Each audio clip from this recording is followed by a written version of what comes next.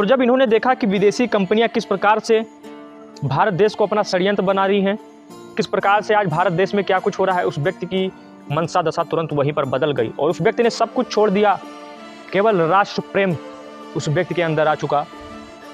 राजीव दीक्षित जी भगत सिंह, ऊधम सिंह और चंद्रशेखर आज़ाद से बहुत प्रभावित थे और राजीव दीक्षित ने यह फैसला किया कि चाहे जितनी बड़ी बेड़ियां हो, चाहे जितने बड़े पहाड़ हो, चाहे जितनी बड़ी एमएनसी कंपनी हो, हम उन कंपनियों को उखाड़ कर ही फेंकेंगे।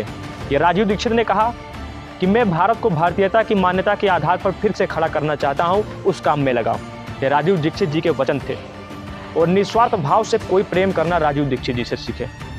और राजीव दीक्षित ने सबके ऊपर कम से कम 13,000 व्याख्यान राजीव दीक्षित ने दिए हैं और 4 साल हो चुके हैं। मेरे जीवन में इतना कुछ उस व्यक्ति ने बदल दिया, मेरे जीवन को उस व्यक्ति ने उतना कुछ बदल दिया कि जितना मैं कभी जीवन में सोच नहीं सकता।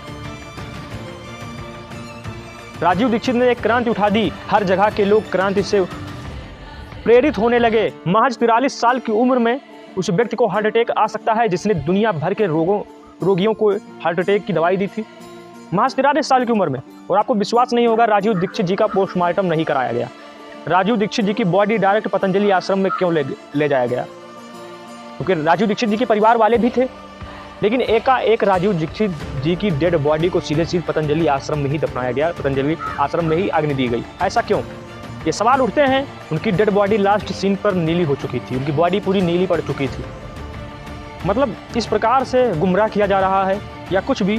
खैर, उन चीज़ों पर से पर्दा भी नहीं उठ पाया। 10 नवंबर 2010 को ही उनकी मृत्यु हो गई।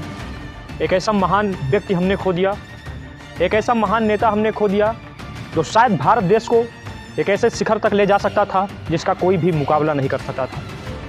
और उन्होंने स्पष्ट कहा था कि केवल स्वदेशी नीतियों के आधार पर फिर से भारत सोने की चिड़िया बन सकता है।